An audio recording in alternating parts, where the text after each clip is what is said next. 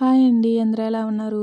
బాగున్నారా? నేను పిల్లల కోసమని రాగి పిండితో పప్పు చెక్కలు చేస్తున్నానండి. మన బియ్య పిండితో పప్పు చెక్కలు ఎలా చేస్తామో, అలాగే రాగి పిండితో పప్పు చెక్కలు చేస్తున్నానండి.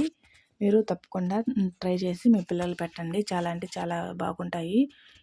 మళ్ళీ ఇంకో విషయం ఏందంటే, ఈ సమాజంలో అస్సలు ఎలా ఉన్నారంటే మరి అంత ఘోరంగా ఉన్నారండి. వీళ్ళ దగ్గర వాళ్ళ మాటలు, వాళ్ళ దగ్గర వీళ్ళ మాటలు, పుల్లలు పెట్టేవాళ్ళు చాలా ఎక్కువైపోయినారండి. వాళ్ళతో మనం చాలా అంటే చాలా జాగ్రత్తగా ఉండాలి. వాళ్ళకి ఎంత దూరంగా ఉంటే మనకు అంత మంచిదండి. ఈ సమాజంలో అసలు ఎవరిని నమ్మాలో, ఎవరిని నమ్మకూడదో అస్సలు తెలియడం లేదు. ఎవరు చూసినా మోసం చేసేవాళ్ళే ఎక్కువ మంది కనిపిస్తున్నారండి. ఇది నేను చాలా అంటే చాలా గుర్తించాను. మనతో చనువుగానే ఉంటారు. కానీ మన వెనకాల గోతులు తవ్వేసి కూడా ఉంటారండి.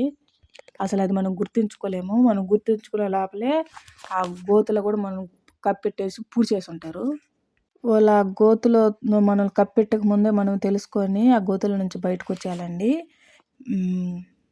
అలాంటి వాళ్ళతో మనం ఎంత దూరంగా ఉంటే మనకంత మంచిది. ఏమంటే ఏమి ఆ!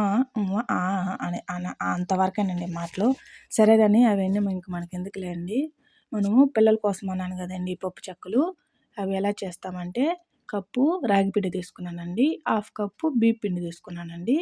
దానిలో కొంచెం సాల్టు, నేను కొంచెం నానబెట్టుకున్న పచ్చెనపప్పు, పెసరపప్పు 2 స్పూన్ కలిపి 2 స్పూన్లు అవి వేసుకున్నాను.